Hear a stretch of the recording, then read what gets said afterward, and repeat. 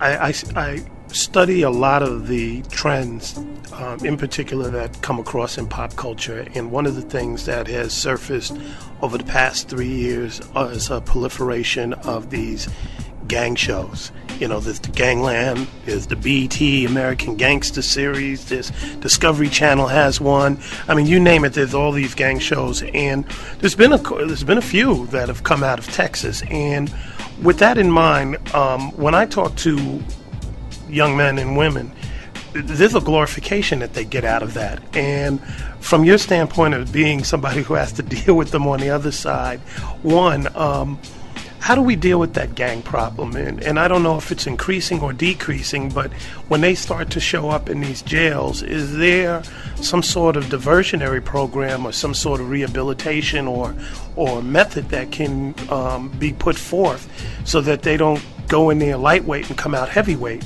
Which, you know, I mean, in California, that's definitely the case.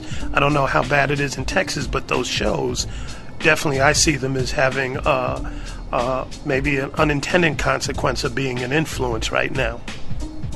I can't really speak to the programs that are in the institutional division. I know that if you are designated as a gang member, then there are some consequences that go with that, including segregation. Clearly, prisons have an interest in maintaining safe prisons, and that can be a real problem.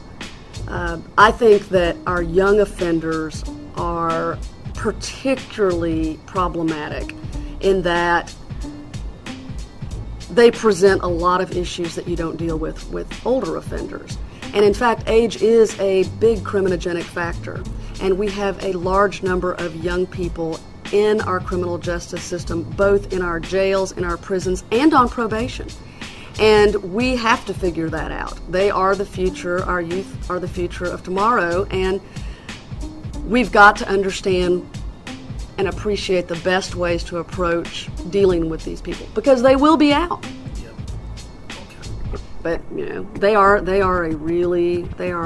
next to women. So that's the $64,000 question nobody and can you know, figure out. We're dealing with a lot of society, a lot of issues that are societal issues in the glorification and people's mothers and fathers having gone to the penitentiary, and poverty, and I mean, it's just education and opportunities, and it's just all so intertwined. But that's been a big difference in the last 15 years too, is that going to prison isn't, you know, it's not a stigma anymore. It may not be a badge of honor.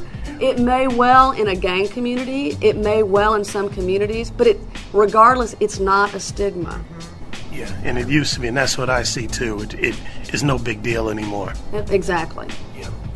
You said something that caught me. I said it was my last one, but you mentioned the women population. Is that increasing? And if so, is any understanding as to why? The female population has been increasing, and they are historically underserved by our criminal justice programming.